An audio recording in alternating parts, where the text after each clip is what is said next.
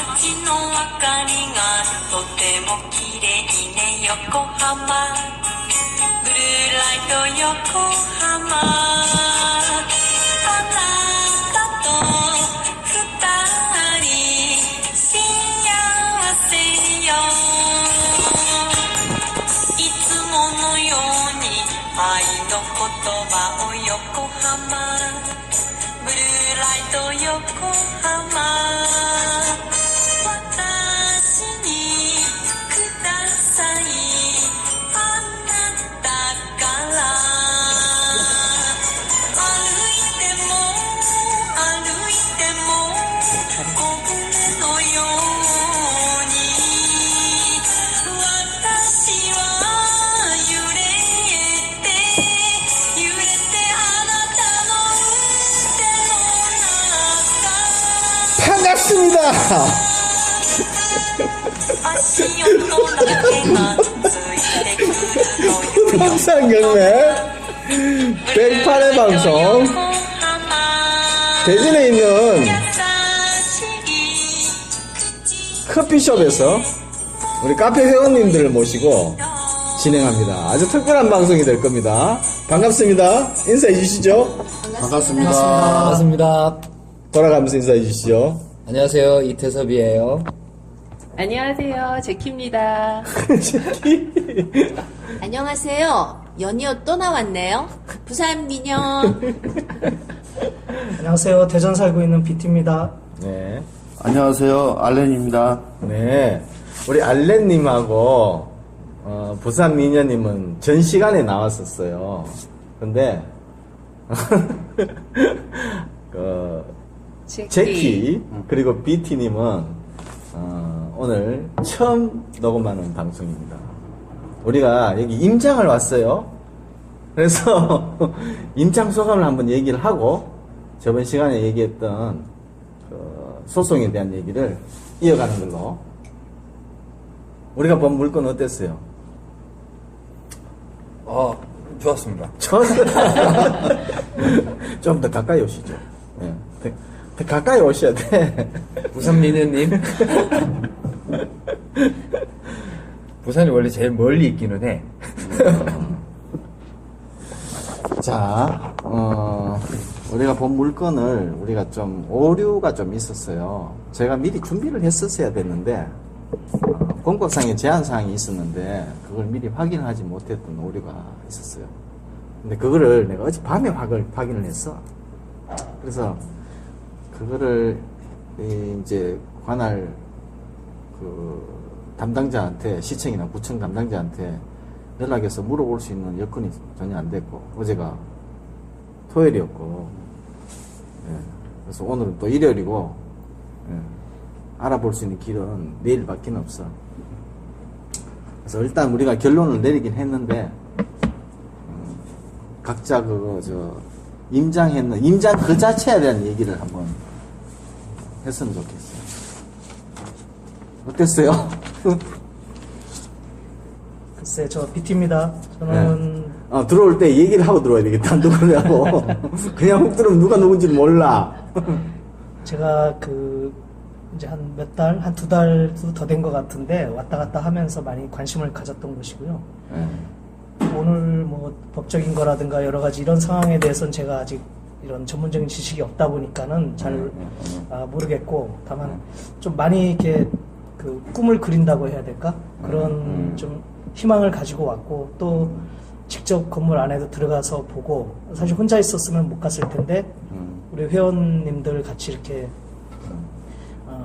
직접 들어가셔가지고 또 같이 보고 하니까는 많이 감개가 무량합니다. 이상입니다. 네. 권리상의 하자는 없었어요. 민법상 권리상의 하자는 없는데 공법상 제한사항이 조금 있다.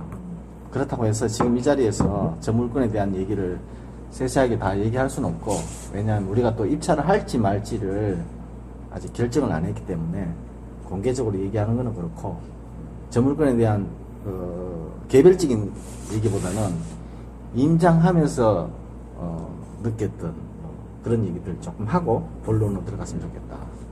오늘 우리 임장하면서 광천식당이라고 대전에서 아주 유명한 맛집을 갔다 왔는데, 근데 저는 너무 매웠어요. 대전의 맛집이 그렇게 원래 매운 건가? 아, 제가 또 말씀드려야 될 것 같은데, 저는 뭐 사실 몇 번 오긴 했지만은, 좀 다른 지방에서 오신 분들 입장에서는 이게 감칠맛보다는 이제 좀 투숙적인 맛이 많다 보니까는 사실 그걸 걱정을 하긴 했었습니다. 그래서 대신에 이제 좀 예의상 많이 웃어주시고 맛있게 드셨다고는 하시는데, 다음에는 제가 정말 좋은 데로 모실 때가 정말 많이 있습니다. 모실 때가. 그래서 제가 그동안 몇 년 동안 이렇게 많이 다녀본데, 그래서 꼭 그쪽으로 모시도록, 진짜 만족하시도록 제가 하겠습니다. 근데 임장하면서 우리가 웃고 떠들고 오면서, 예, 그 임장하는 데 대한 그 자체의 즐거움도 있는 것 같아요. 저 이태섭입니다. 예. 사실은 이제 우리가 저 임장 내려와서 이제 생각을 해봐야 될 것이, 그러니까 만약에 이제 상업지구에 있는 상가 건물이라든지 이런 것들을 이렇게 생각을 하면 사실은 이제 주변 상권을 그냥 문서로만 이렇게 보는 것보다 실제 이렇게 몸으로 느끼는 게 굉장히 중요한 것 같아요. 그래서 이제 그런 측면에서 이제 의미가 있었고, 이게 두 번째는 이제 낙찰 후에 이걸 대파는 방법, 그 다음에 그 이자 부담을 경감하는 방법, 이제 이런 여러 가지 다양한 아이디어들은 사실은 사진을 보고는 잘 느낌이 잘 안 와요. 그래서 현재 물건을 보고 어떻게 하면 이제 비용을 좀 줄일 수 있고 이런 것들을 좀 생각해 볼 수 나 있는. 그냥 깜짝 놀랐어. 나는 저 물건을 일단은 저 상태로 두고 버티다가 물건을 활용할 사람한테 팔려고만 생각했는데, 우리 부산 미녀님이 아이디어 뱅크야. 와, 상상하지도 못한 그런 청소년 뭐 클라이밍 뭐지 이름 뭐였어요? 암벽. 그런 것도 가능하고 카페도 가능하고. 제가 좀 많이 알아요. 부산 민영. 그러니까 이제 그냥 사진으로만 봤을 때는 그런 아이디어들이라든지 이런 게 생각이 나지 않습니다. 이제 실제 주변을 보고, 그 다음에 이제 주변에 돌아다니는 사람들의 연령대도 보고, 그러면서 이제 여러 가지 생각들이 날 수가 있는데, 제 생각에 이제 우리가 이제 조금 이제 실수를 했었던 것은 미리 이제 공법상의 제한이라든지 권리상의 하자라든지 이런 걸 다 파악을 해서, 그래서 실제 아이디어는 진짜 10원짜리밖에 안 돼요. 이걸 이제 구체화시킬 수 있는 좀 구체적인 아이디어로 이렇게 만드는 과정을 사실은 임장에서 이제 확인을 해봐야 되고, 이제 시세 분석이라든지 이런 것들도 좀 더 이제 구체적으로 할 필요가 이제 있었죠. 근데 어쨌건 이제 법적인 제한이 다 걸려버리게 되면, 그러면 그 이후에 뭐 시세를 조사한다든지 하는 게 의미가 사실은 없어지죠. 결정이 되지 않으니까. 우리 제키님 어땠어요? 제키님은 그 동네가 원주민이었잖아요. 네, 제 고향이잖아요, 여기가요. 근데 되게 오늘 소회가 깊었어요. 그랬는데, 사실 여기 오기 전에는, 너무 그쪽이 오랫동안 정비가 안 된 지역이어서 제 어떤 선입견이 되게 많았던 것 같아요. 그래가지고, 과연 그 지역에서 우리가 설령 낙찰을 받는다고, 뭐, 특별한 것이 있을까, 이런 생각으로 왔는데, 막상 와서 보니까 아닌 게 아니라 아까 우리 다른 분들의 아이디어를 듣고 제가 너무 선입견을 가지고 접근을 했다라는 생각이 들더라고요. 그래서 그런 면에서 확실히 임장 수업이 살아있는 하기야 공부다. 숲 안에 있으면 네. 숲을 못 보죠. 네. 거기서 살았으니까. 네. 그래서 그런 살아있는 공부를 했다라는 차원에서 오늘 아주 재미있었고 보람 있었어요. 우리 성심당에도 가서 빵도 네. 샀는데 빵도 사고 죄서가지고. 그 건물을 우리가 그렇게 활용해서 성심당에 번가는 그걸로 만들어버리면 성심당에서 빵 장사를 해가지고 옆 건물 다 샀더만. 뭐가 없을까? 빵 기술이 없으시잖아요. 결정적으로. 프랑스 한번 다녀오셔야 되는 거 아니에요? 그런가? 자, 임장은 그렇고요. 우리가 나중에 이게 낙찰을 받을지 아직까지 결정을 못했고 여러 가지 공법상의 제한 사항들을 우리가 극복을 한다 그러면 실제 입찰에 들어갈 수도 있습니다. 그렇게 정리를 하고 예. 실제 오늘 얘기해야 될 본론으로 들어가서 소송에 대한 얘기, 지난 시간에 못다한 얘기 그런 얘기를 한번 해볼까요? 네. 우리 오늘 저기 알렌님이 이 소송의 종류, 그 다음에 민사소송의 절차, 이 자료를 준비를 해왔어요. 우리 방송 최초로 자료가 있는 방송이 되겠습니다. 최초로 원고라는 게 생겼어. 수고하셨습니다. 그래서 우리 알렌님이 이게 또 이 발표할 수 있는 기회가 있어야지. 발표할 수 있는 기회가 있어야지. 발표? 그래서 소송의 종류, 그 다음에 민사소송 어떻게 진행하는지, 그 절차, 본인이 직접 하라고? 그거를 조금 얘기를 하면 좋지 않을까. 아, 예. 당황하셨어요. 훅 들어왔어? 아, 제가 감기에 걸려가지고 좀 오늘 말을 안 하려고 했는데요. 지난 시간에 예. 사모님 뭐라 그러시던가요? 방송 소감이 들어보고 뭐라 그러던가요? 아, 근데 와이프는 뭐 이제 제가 첫 방송이었잖아요. 네. 그래서 이제 좋게 애들은 이제 리액션이 좋았다. 그 와이프는 이제 첫 출연인데 뭐 잘했다. 이렇게 얘기하더라고요. 그래서 제가 수박님 짱! 기분이 좋아가지고 치맥도 한번 하고 그다음에 이제 제가 또 한번 들어봤어요. 방송을 들어봤더니 야, 이게 우리 이 강사님하고 우리 김 대표님이 이 방송에 단련이 되신 분이라는 걸 제가 알았어요. 저나 우리 부산 미녀님은 사실 제가 그런 오류가 많았었는데 사실상 뭐 이런 특정한 단어를 계속 반복적으로 쓰고 있더라고. 내가 한번 들어보니까 야, 그래서 야, 역시 초보자는 티가 나는구나. 이제 그것도 알았고, 이제 두 번째는 이 방송이잖아요. 방송이다 보니까 이게 사실 청취하시는 분들은 어떤 상황인지 모른단 말이에요. 근데 이제 저나 우리 부산 미녀님은 사실은 되게 조용조용히 이제 약간 이런 스타일이지만 우리 특히 김 대표님이나 이제 우리 강사님은 되게 리액션이 크시고 이제 설명이나 이런 걸 되게 재밌게 요소를 넣어주시더라고요, 중간중간에. 야, 저 방송 몇 번 나가려면 나도 저런 걸 좀 연습해야 되겠다. 우리도 처음에 할 때는 버벅거렸어요. 막 버벅거리고 막. 제가 보기에는 그렇게 처음에 세 분이 시작하셨잖아. 네, 석현이까지 해서. 근데 전혀 버벅된 것 같지 않은데, 제가 좀. 버벅거렸어요. 많이 버벅거렸어. 내가 들어봐도, 진짜 많이 버벅거렸네. 예. 그리고 제일 첫 회차 녹음해서 올렸을 때, 이게 내 목소리가 아닌 것 같아. 내가 듣는 목소리하고, 실제로 방송에 녹음해서 듣는 목소리하고는 좀 뭔가 좀 어색하고, 느낌이 다르고. 근데 하여튼, 제 와이프하고 두 딸내미의 결론은 뭐냐면, 신기했다. 평상시에 듣던 아빠의 목소리가 이제 거의 유사하게, 어쨌든 팟캐스트라는 이런 어떤 매체를 통해서 듣게 되니까, 좀 신기했다. 이렇게 얘기하더라고요. 네. 아니, 부산 미녀님은 서방님이 뭐라 그래요? 같이 들어보지 않았어요? 제가 좀 제 방송 분량이 좀 늘어나면 그때 제가 빵 하고 말하려고 아직은 제가 미오픈했습니다. 만족하지 못하고 있습니다. 이 방송 분량에. 그냥 막 들어와요, 그냥, 그러면. 막 들어와도 돼.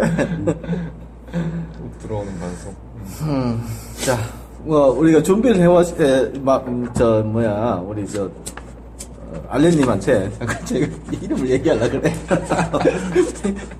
실명 공개하지 마라 그러는데. 알렌님이 이제 소송의 종류하고 간단한 소송 절차하고 이런 걸 준비해 오셨는데, 공부를 하면서 정리하면서 이 공부 자체가 되는 것 같아요. 그죠? 그쵸, 예. 네.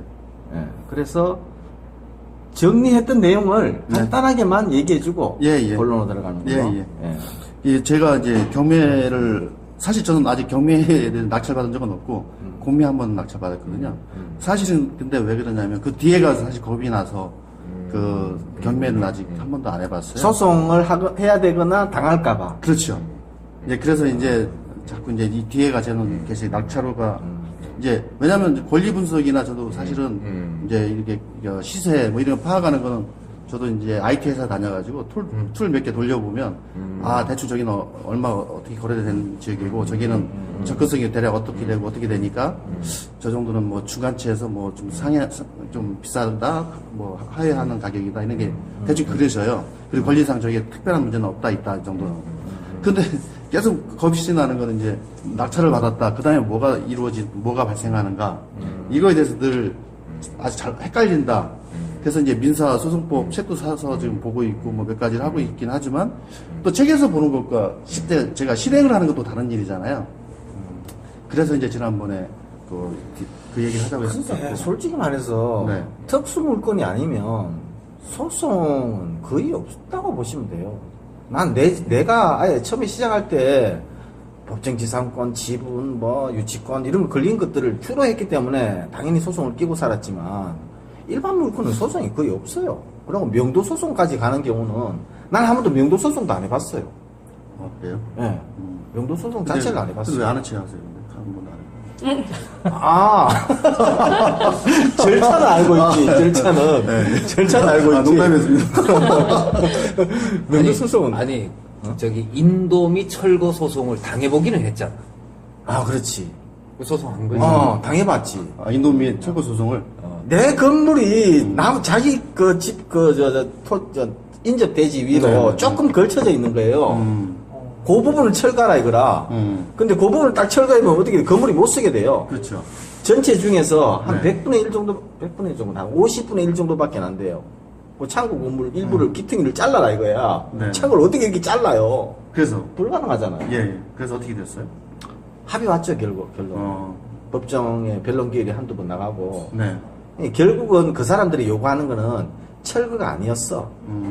그 사람들이 요구하는 거는 뭐냐면 내 땅, 내가 그때 건물만 갖고 있었기 때문에 그 건물이 깔고 앉아 있는 토지 주인이 그 토지가 이제 자기 땅으로 들어가려고 그러면 그 길을 내줘야 되는데 그 사용 승낙서를 허가를 해줘야 되는데 그걸 이제 토지 주인한테 부탁을 했어요.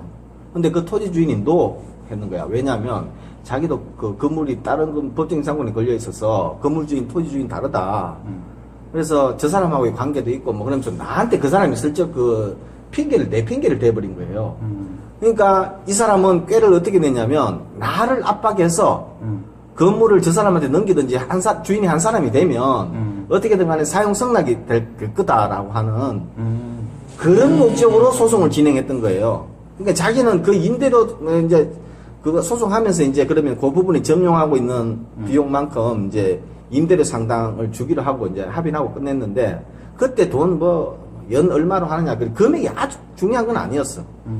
그 사람이 해달라고 하는 건 뭐냐면 네. 내가 나중에 저 토지를 취득하게 되면 네 여기를 문제 안 삼을 테니까 이 길을 내달라 사용 승낙을 해달라. 그 이제 폭이 한 4m 도로로 해서 한 진입로 한 5m 정도만 확보하면 되는 거예요. 아주 작은 우리 보통 한 평 때문에 도로하고 경계 사이에 남의 토지가 한두 평 이렇게 걸쳐져 있는 경우가 있어. 지적도상. 네. 그래 된 경우에는 이 앞에 도로 그 소유자의 동의서를 받아가야 건축 허가를 내줘요. 도로를 바로 안 물고 있으면. 그 사람은 그게 필요해서 나를 이제 압박을 했던 거죠.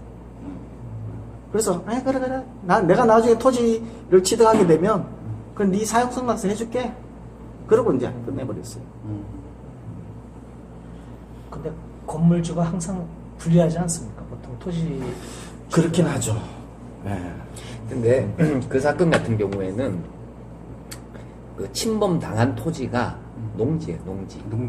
침범 당한 토지가 이게 대지도 아니고 농지고 침범 면적 자체가 한 평이 채 안 됐을 거예요. 아니. 한 대여섯 평 됐어요. 그래? 평수로. 10점 몇 제곱미터 되는 10점 몇 제곱미터. 10점 몇 제곱미터. 3평 정도 되겠네. 3평 정도. 네. 그래서 이거는 저기 건물주도 다퉈볼 여지가 굉장히 많아요. 왜냐하면 이제 오랜 기간 동안 그 건물이 들어서 있었던 시효 관동이나? 동안에 이게 권리 행사를 안 하고 있었단 말이에요. 그렇죠. 근데 이제 철거라는 이제 강력한 권리 행사를 하기 때문에 이게 이제 권리 남용으로 평가될 여지가 좀 있어요. 그래서 내가 그 재판 법정에서 판사한테 네. 이 친구가 이제 법 논리를 그렇게 구성을 해줬어. 그래서 판사 앞에 가서 이제 군인이 아니면 변호사를 썼어? 그건 뭘 변호사를 써요. 직접 출석해서 네. 판사가 이제 이렇게 뭐 이제 어느 정도 침범했는지 뭐 면접하고 뭐 둘 사이 너희끼리 한번 다퉈봐 내 앞에서 이렇게 얘기를 하더라고. 그래서 이제 나는 이제 그렇게 주장을 했어요. 그 작은 면적 때문에 이 건물을 철거하라고 하는 것은 권리 남용이다. 권리 남용에 해당합니다. 그렇다면 대한민국에 있는 대부분의 10%까지는 안 되더라도 뭐 많이 그렇게 침범하고 있잖아요. 남의 땅의 토지를. 그 건물도 다 철거해야 된다. 이게 판례가 된다면 권리 남용이다 그랬더니 판사는 권리 남용 그런 식으로 적용을 해서는 당신이 불리할 수 있다라는 그런 언질로 얘기하더라고. 그럼 이태수 강사님이 틀렸던 거예요? 그 판사는 그렇게 얘기하는데 그럼 그 사람 대부분의 가수는 이 선생 편을 들어줄지 모르지. 그 사람은 1심법원 판사잖아. 상황이 이제 그러니까 남의 땅에 건물 지어놓고 철거 청구는 무조건 권리 남용이야 이렇게 되는 것은 안 되고 그러니까 우리가 이제 제안을 하는 것은 자 그러면 그 땅을 팔아라 그렇게 해결을 그렇죠. 한단 그 말이에요. 부분만큼. 그 부분은 그러니까 그런 식으로 그러니까 이제 전체 면적 그쪽은 한 500평 정도 되는 땅이에요. 500평 정도에 3평을 판다고 해가지고 토지를 활용하는 데는 전혀 문제가 없단 말이지. 그러니까 이런 제안들을 상당한 가격으로 제안을 했는데도 불구하고 이제 거절을 하고 계속 철거를 요구하고 이러는 것은 이제 다른 목적을 달성하려는 수단이잖아요. 속셈이 법이 그렇게 이제 활용이 되면 안 되니까. 그러니까 이제 그런 과정들에 대한 얘기들이 조금 있어야 되는 거죠. 그 얘기는 아직 안 했지. 그 얘기는 못 했지. 그러니까 무조건 철거 청구는 권리 남용이다. 이렇게는 받아주기 어려울 거 아니에요. 남의 땅에 집 줘놓고 철거해라 그렇지. 그러는데 그거는 안 되지만 예전부터 지어져 있는 땅을 경계를 확인 안 하고 샀는데 경계를 확인할 수가 없어요. 측량 안 하면 확인 못 하잖아요. 그죠? 사서 사고 보니 경계를 침범했단 말이에요. 그럼 이거 이제 해결하려고 많은 노력을 한단 말이에요.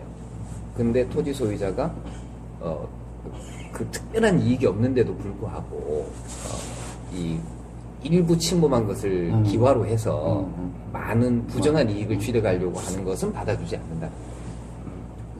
그런 식으로 그런 논리를- 의미에서 권리 남용이다. 그런 식으로 이제 논리를 주장해요. 어쨌건 내가 만약에 그걸 불응을 하고 대법원까지 갔다 그러면 분명히 이 선생의 법 논리대로 내 편을 대법원 판례가 그렇게 만들어졌을 겁니다. 아니 내가- 그런 판례도 수도 없이 많아요. 내가 대법원 판례를 하나 더 작성할 뻔했어요. 네 아니면 많아. 이미 많아. 많아? 경매 교재 많이 나올 것 같은데요. 그래서 이미 많다니까. 근데 그렇게 하는 데 있어서 우리 김 대표님은 뭐 스트레스나 아니면 너무 많은 시간을 뺏겠다. 스트레스 좀 심했죠. 그게 제천이었는데 네. 제천 법원까지 왔다 갔다 하고 아. 했으니까 그 세평 때문에 좀 몇 번을 왔다 갔다 하시고? 솔직히 좀 짜증이 났죠. 그리고 얘기하기가 좀 그렇긴 한데 네. 그 사람의 친형이 네. 충청북도에 있는 모 지역의 군수였어요.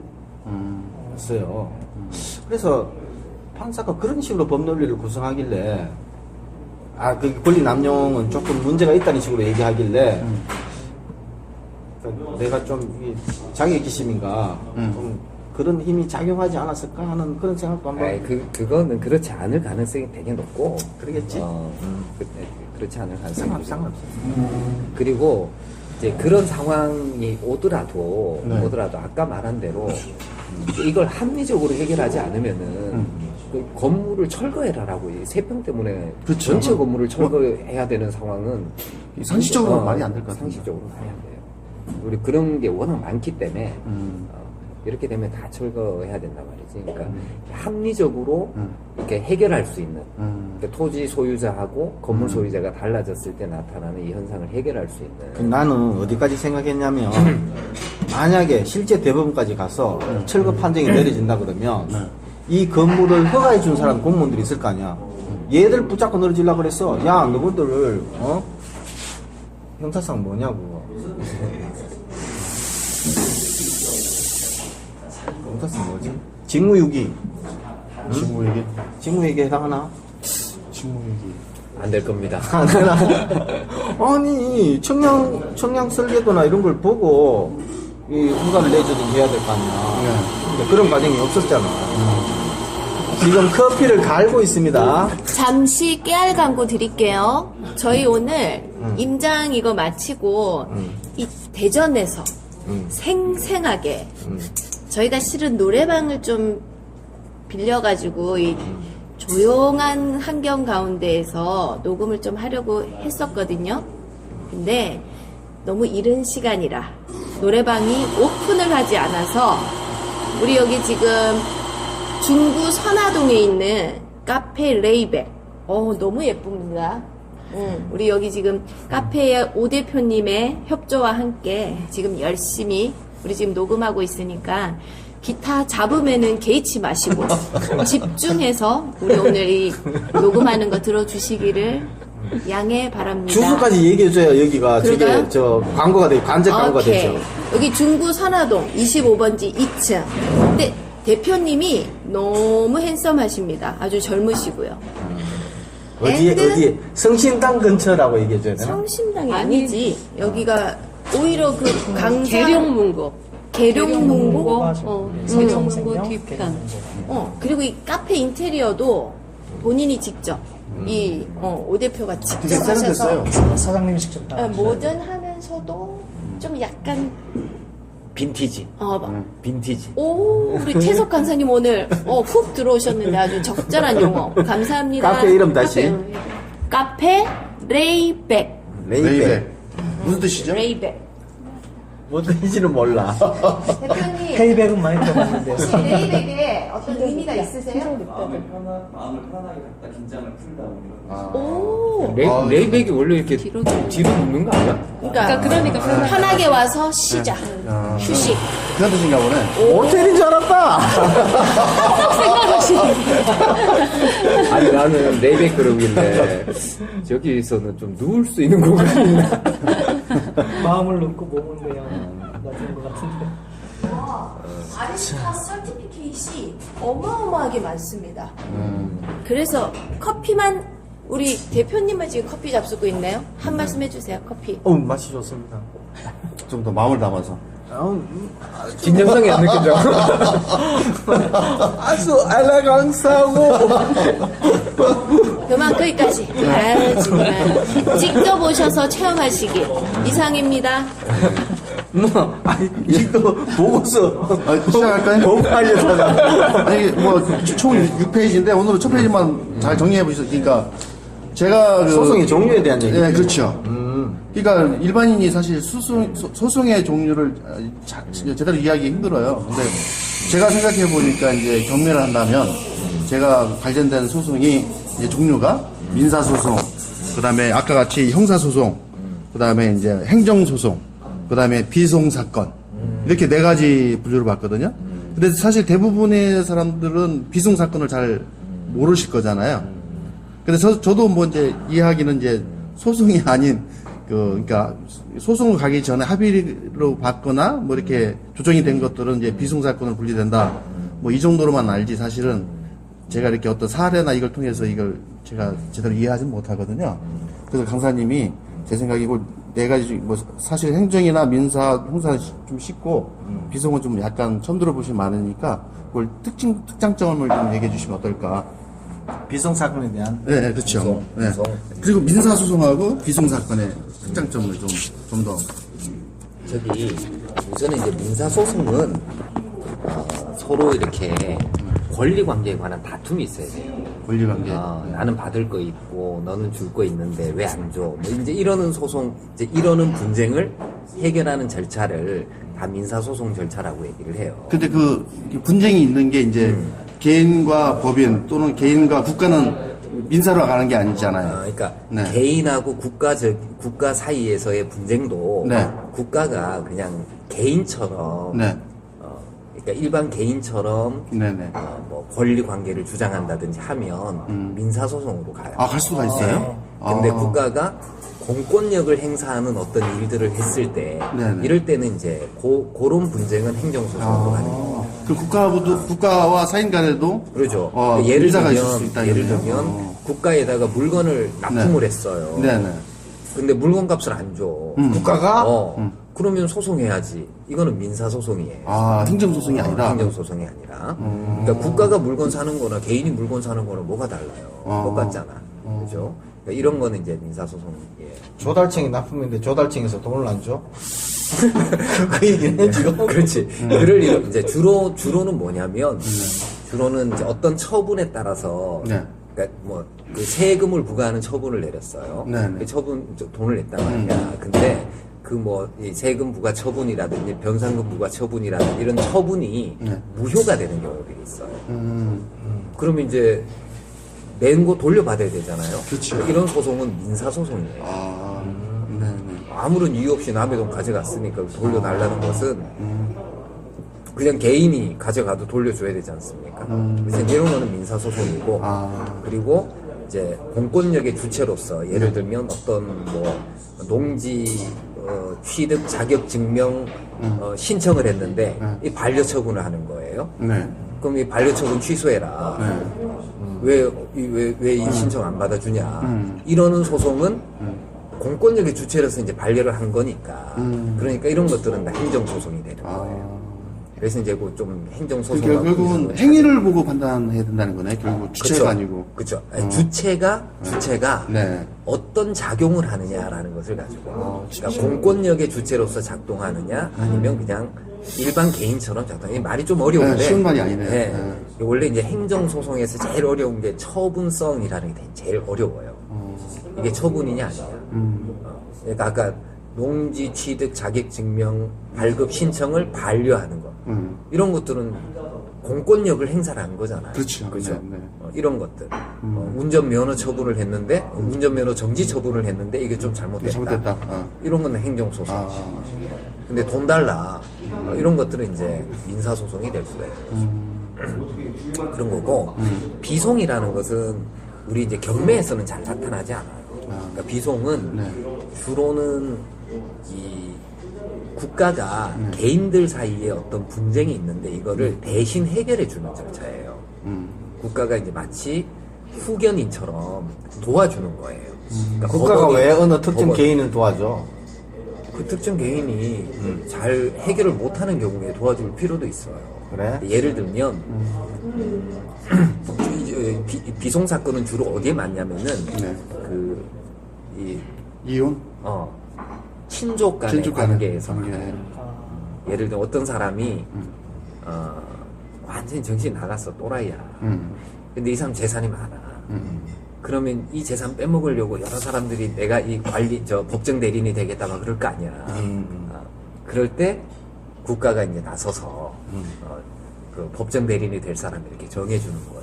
이거 성년 후견인이라고 하는데 성년 후견인 정해주고 이러는 절차를 비송 사건 절차라고. 신규가 돈이 아주 많아. 그치 그 사건이 비송 사건이라니까. 그렇지. 신규 돈이 많아서 그 첫째 아들이 가져갈 거냐, 둘째 아들이 가져갈 그치. 거냐. 그 둘째 아들이 성경 후견인 후견인 누가 되느냐. 그것에 따라 가지고 그 재산권을 관리한다든지 이런 권한이 생겨버리니까 작은 아들, 큰 아들 사이에서 분쟁이 생겼잖아요. 한정 우견 심판 청구를 했단 말이에요. 이럴 때 이제 국가가 나서서 후견인을 정해주고 하는 절차를 비송사건 절차라고 해요. 그래서 이제 신청하지 않아도 국가가 알아서 해주는. 아니, 그거는 신청을 해야 돼요. 비송은 그 신청권자를 다 정해놨어, 법으로.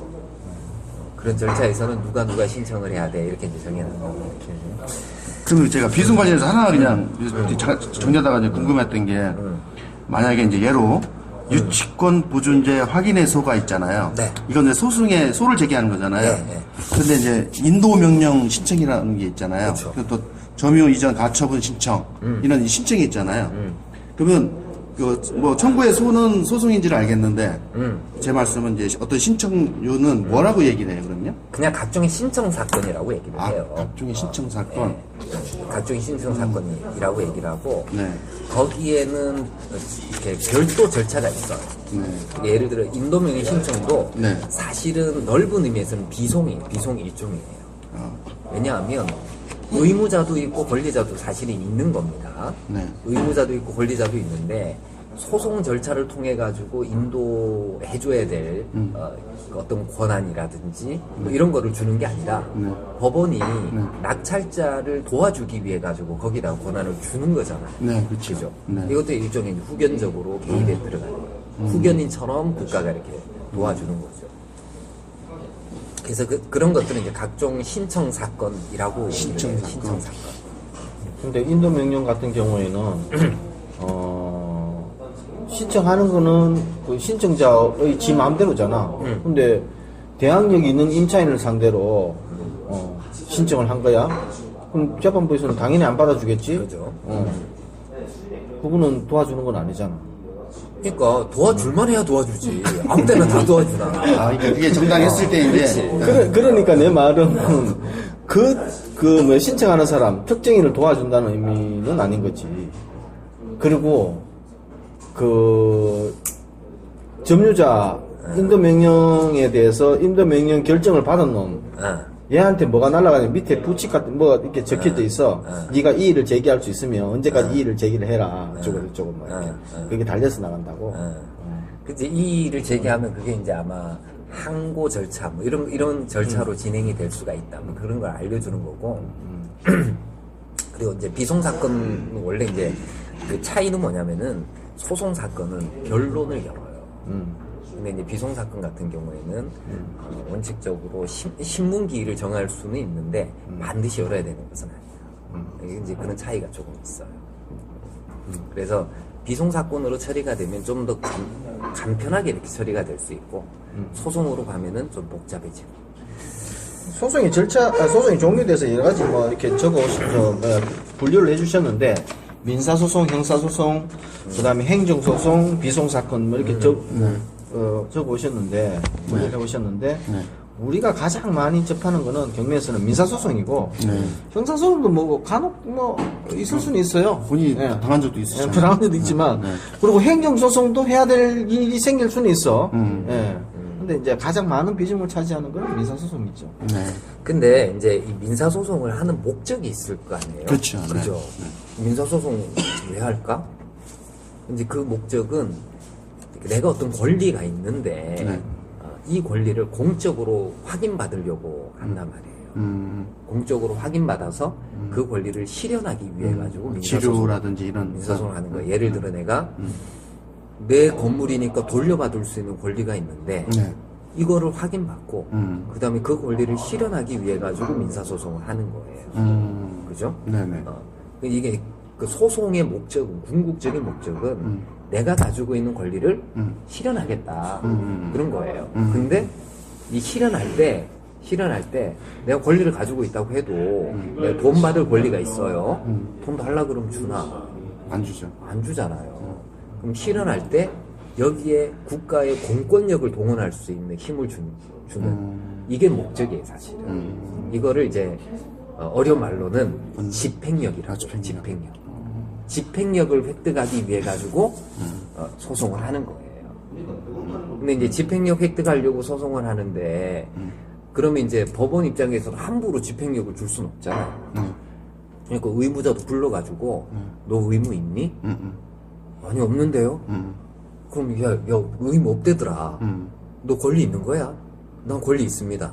그럼 증거 내봐.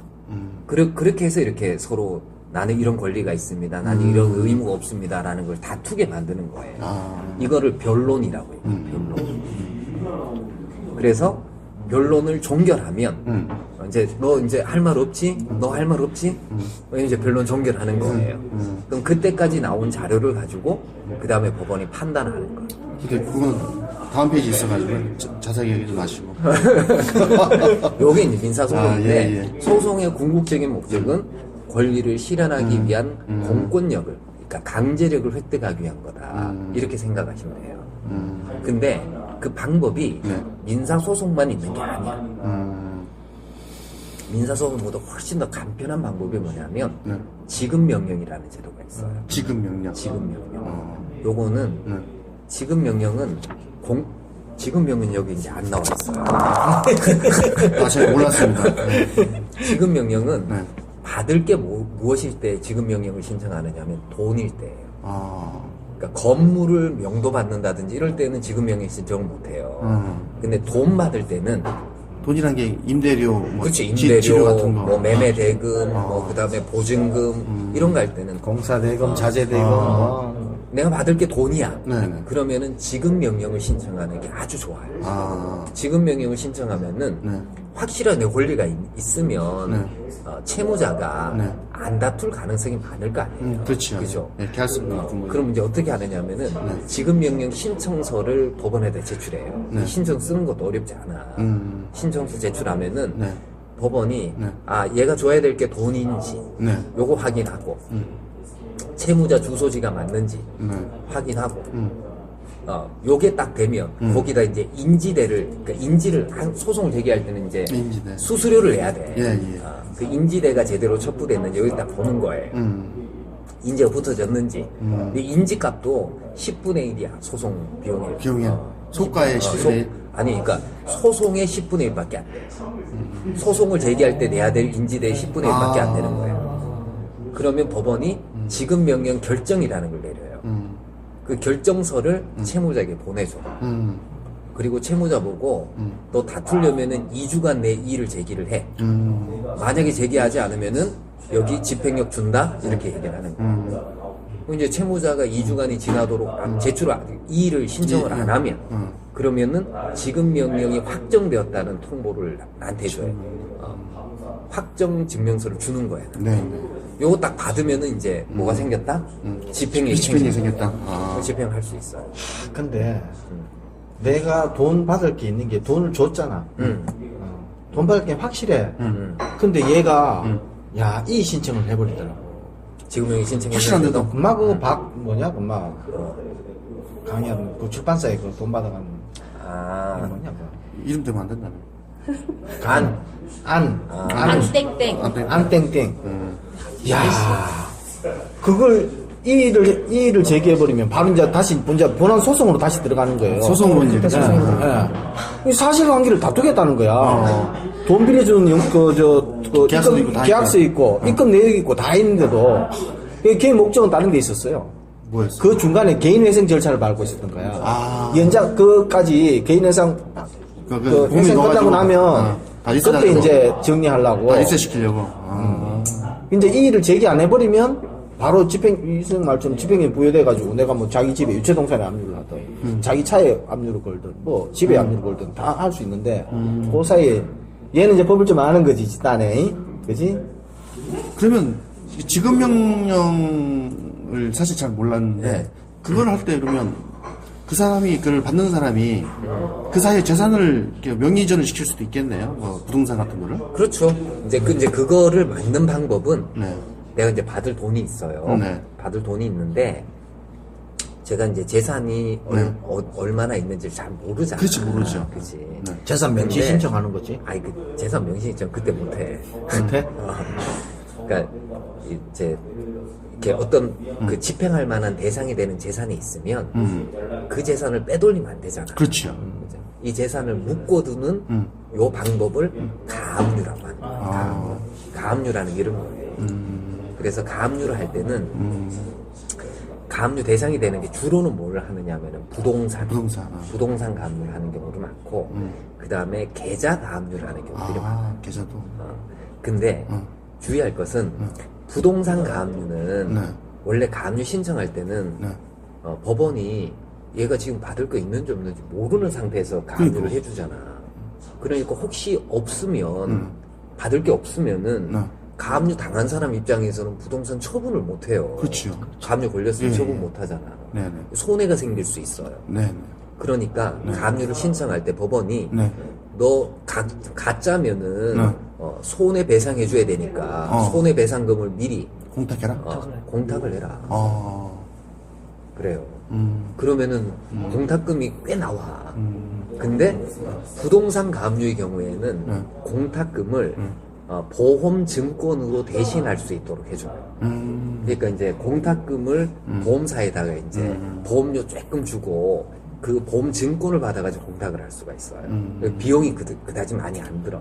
근데 이제 그럼 궁금한 게 이제 저 사람이 재산이 부동산이 2개가 있는지 3개가 있는지 그건 내가 가압류 신청을 하면 법원이 알아서 조사해서 천만 말씀이지. 그러니까 그러니까 그걸 어떻게 알아내요? 본인이 알아내. 그거 알아내는 게 돈이지. 그거 알아내는 게 돈이지. 뭐야 그럼 이게 실현하기 힘들잖아. 그거는 본인이 알아서 어떻게? 본인이 알아서 해야 되는데. 네. 이제 본인이 알아서.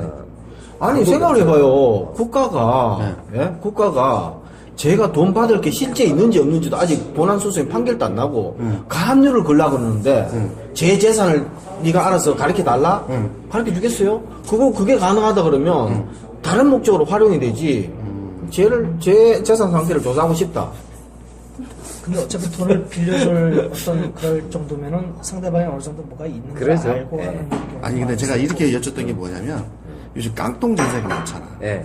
나는 저 사람한테 예. 시세가 3억짜리 집일 때 전세를 2억 9천에 했어. 그러니까 1,000만 원 갭을 두고. 근데 지금 와서 돈을 받아야 돼. 근데 매매가는 2억 5천이야. 전세는 뭐 2억 3천이야. 그러면 계약 대비 이게 한 7천만 원 차이 나잖아요. 그러면 이거 그냥 이게 돌려받을 수 없는 상황이 될 거잖아요. 요즘 갭 투자를 많이 하니까. 그러면 이제 그 사람이 가진 재산에다가 그 부동산이 몇 개가 있는지를 알아보고 그걸 가압류를 걸고 그 다음에 이제 임차 보증금 반환 청구에 소를 해야 될 거잖아요. 그러려고 하면 그걸 알아내야 되는데. 자 보세요. 네네. 고려 신용 정보라고 들어보셨죠? 거래할 수 있을 때 거래하잖아. 그거는 기프트 같은데.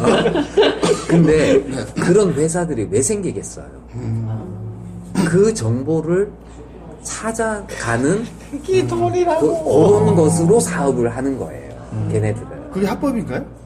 합법적인 방법도 여러 가지가 있고 원래는 그래서 합법적인 방법을 해야 되겠지. 그래서 이제 그게 이제 저 주식 관련해 법이 바뀌어가지고 일몰 후에는 주식을 못 하도록 하고 뭐 그다음에 옛날에는 뭐 그 집에서 들어 누워가지고 무신 그려놓고 짜장면 시켜 먹고 이러고 그랬는데 그렇게 못하게 바꿔놨잖아. 잠깐만, 그러니까 한 가지만 더 합시다. 그러니까 가압류를 하고자 할 때는 대상이 되는 재산은 본인이 알아봐야 돼요. 본인이 알아봐야 되는데 보통은 부동산은 알아보기 쉬워요. 부동산은 그러니까 좀 검색을 조금 이렇게 해봐야 되겠지. 그래서 그 주소라든지 뭐 이런 것들을 가지고 걔가 사는데 뭐 이런 것들을 이제 추적을 좀 해볼 필요가 있고. 고려 신용정보 이런 데 있는 애들은 그 재산을 알아내는 어떤 특별한 방법이 조금 노하우가 좀 있는 것 같더라고. 그래서 알아내더라고. 근데 그런 좀 이렇게 편법으로. 아니 내가 이제 제가 맡겨봤어요.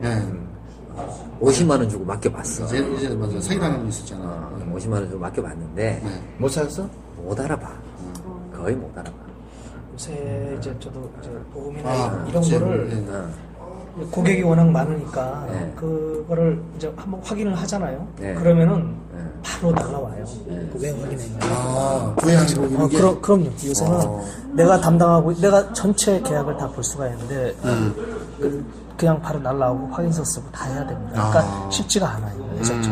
한 5년 전하고 지금하고 완전히 또 다릅니다. 지금 다 전산화. 개인 신용을 정보를 보려고 그러니까 그러면 계좌 정보나 이런 걸 다 확인할 수가 있죠. 네, 다 전산이 다 열려 있으니까. 근데 이제 지금은 바로 왜 확인했는지 일단은 그게 막혀 있습니다. 그럼 풀려고 하면 확인해야 되고 또 그걸 풀어놓고 하면은 나중에 또 2건 이상 하게 되면 왜 그걸 확인했는지를 또 체크합니다. 쉽게 얘기하면 경찰이 이제 개인적인 그걸 그렇죠, 알아보면 그거 구속이거든요. 그러니까 그런 것처럼 굉장히 요새는 강화됐구나. 예, 굉장히 강화됐. 그게 불과 한 5년 사이에 많이 바뀌었어요. 개인 신용 정보가. 그러니까 부동산의 경우에는 이제 재산 가지고 가압류할 때는 돈 비용이 별로 안 들어요. 근데 이제 더 이제 채무자를 압박할 수 있는 게 계좌 가압류예요. 계좌가. 계좌를 묶어버리게 되면은 근데 그 계좌번호를 알아야 될 거 아니에요? 아니요. 그 계좌 가압류는 어떤 식으로 하느냐면은 네네.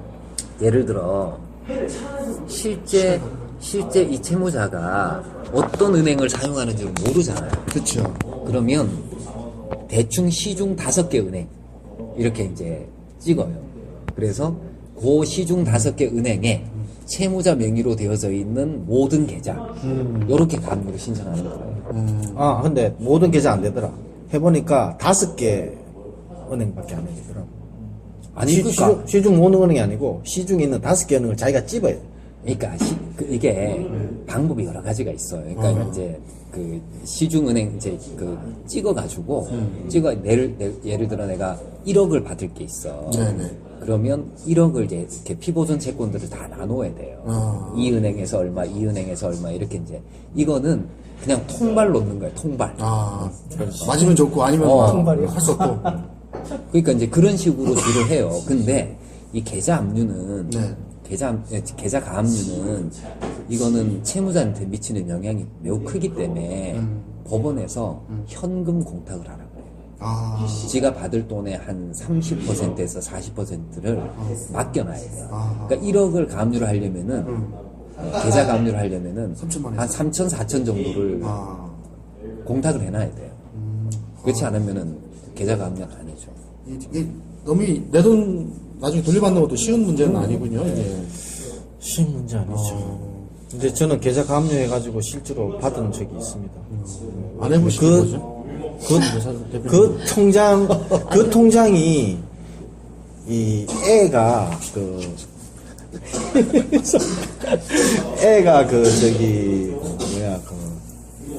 급식비? 그게 나가는 통장이었던 거야. 이게 바로 현실적인 문제가 바로 부닥치니까 바로 연락이 왔어요. 압류 좀 풀어달라고. 그래서 판결 받아놓고, 1년에, 그때 얼마였지? 연 25%씩 붙어갔나? 20%씩 붙어갔나? 연 25%. 600만 원 받을 거 있었는데, 100만 원씩 연 착착착착 올라가니까, 그게 8년 지나고 7년 지났나 그러니까 1,300만 원이 되더라고. 그래서 300만 원 우수리 떼주고, 1,000만 원에 합의해가지고 1,000만 원 바라보았죠. 통발. 사건으로부터 8년 뒤에. 근데 이제 만약에 이제 지급 명령을 통해서 네. 집행력을 획득을 하면은 네. 그건 공탁 필요 없어요. 아, 공탁 필요 없이 그냥 다 압류를 할 수 있어. 아무데나. 그때 압류할 때는 예전에 내가 이제 압류를 한번 해본 적이 있는데 계좌 압류를 해본 적이 있는데 집행문을 그러니까 판결을 받으면은 예를 들어 내가 5억짜리 판결을 받았어. 그러면 집행할 수 있는 재산이 이제 5억 원 범위 내에서 집행을 한단 말이에요. 네네. 그러면 이제 시중 5개 은행에서 이제 이걸 쪼개가지고 이렇게 이제 한단 말이야. 네네. 근데 이렇게 안 하고 집행문 제도 부여라는 제도가 있어요. 집행문을 여러 개 달아요. 집행해야 될 재산이 많다. 아, 그래가지고 내가 3장을 더 받았어. 그래가지고 은행, 신용카드 회사 뭐 해가지고 확 다 걸어버렸지. 하나도 안 걸렸어, 통발에? 통발에 걸렸지. 그러니까 신용카드는 제 회사였었거든요. 네. 영업을 해야 되잖아. 아, 카드 계좌를 이제 묶어버리니까 BC카드가 제일 많아요. BC카드. BC카드. 딱 잡으니까 바로 뭐 줄게라고 해요.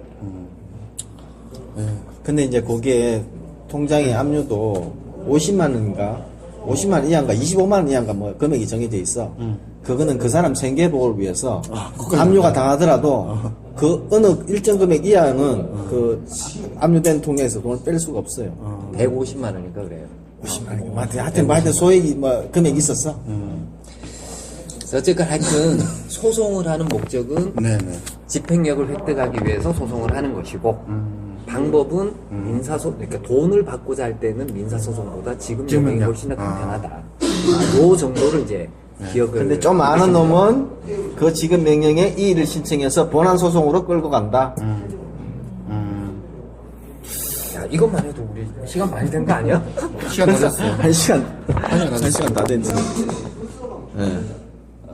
54분이네. 자, 그러면 뭐 길게 할 거 없이 정리하고 다음에 뭔 얘기 할 건지 그것만 정하고. 다음에는 네. 내용 증명을 어떻게 쓰느냐.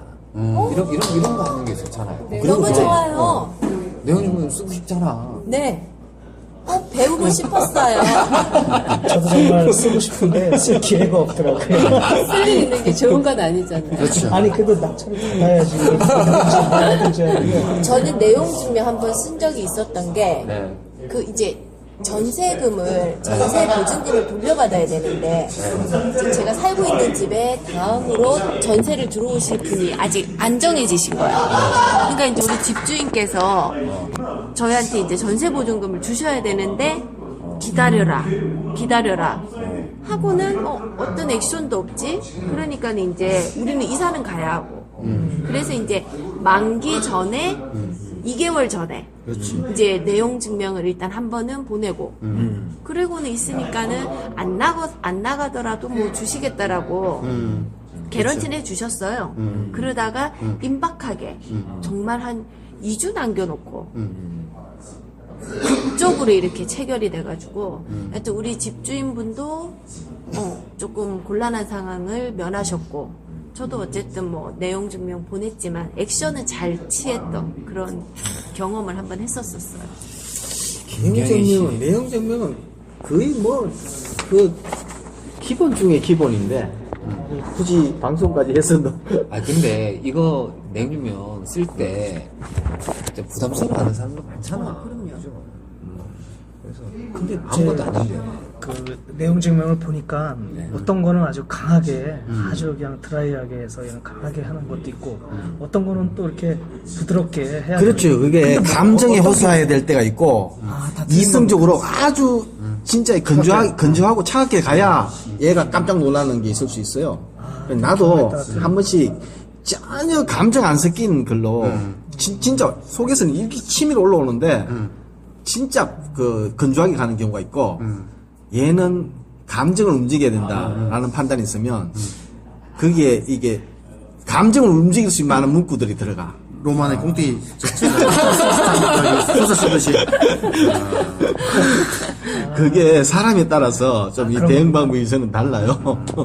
그 얘기를 하면 되겠네. 사람에 따라서 대응 방법을 달리해야 되는 그 사람을 어떻게 구별하느냐.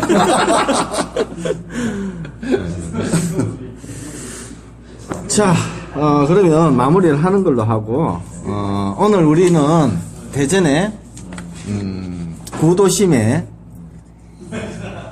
지역을 얘기하기는 좀 그렇고, 구도심, 다 얘기했어. 저기 무슨 문고 뭐 주소도 다 얘기하고. 계룡문고, 스퍼나동, 뭐 레이백 카페. 다 얘기했어. 여기 와서 임장을 했어요. 임장을 했고, 광천식당에 가서, 뭐지, 그거? 두부 두루치기. 두부 두루치기도 먹고, 진짜 매운맛. 그거도 먹고, 여보, 성신당, 빵집에서 빵 샀어요. 집에 들고 갈 테니 좀만 기다리세요. 영상 편지야? 그럼 이렇게 해봐. 평소에 하고 싶은 얘기 해봐. 평소에 하고 싶은 얘기. 저 뭐야. 음성 편지. 부부 클리닉 가서 둘이서 얼굴 보면서 울었다면서. 안 모르구나. 자주 못 만나세요? 부부 클리닉을 갔는데, 거기에 여러 쌍의 부부들이 왔대요. 한 30상. 5분 동안 아무 말도 하지 말고 얼굴을 쳐다보라 그러는데, 90% 이상이 다 웃는데, 90% 뻥이고 80% 이상이 다 웃는데, 거기 오신 분들은 무슨 고민이 있어서 오신 거예요? 그건 모르죠. 근데 이제 제가 갔는데 한 30대, 40대가 거의 90%였고요. 50대가 아니야 좀 몇 상 안 됐는데. 근데 사실은 모든 가정에 문제가 없을 수가 있나요? 조금씩 싸우기도 하고 성격이 좀 안 맞을 수도 있고 그렇잖아요. 그런 분들이 이제 오신 거예요. 근데 저도 처음 해봤는데 이렇게 눈을 쳐다보고 이렇게 5번이 있는데,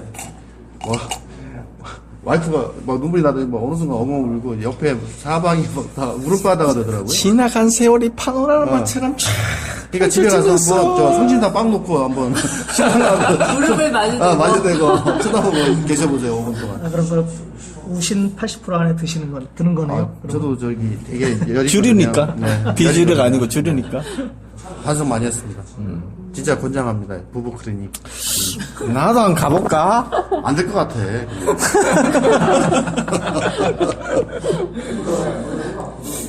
자, 오늘 재밌게 임장을 하고요. 여기 레이백에서 침대는 없었지만 편안하게. 그러나 휴식을 편안하게 커피 한잔 하면서 유자차를 마시면서 녹음을 했습니다. 107회 방송이었고요. 아주 색다른 시간이었고 즐거웠습니다. 예. 여기서 방송을 마치는 걸로 하겠습니다. 감사합니다. 수고하셨습니다.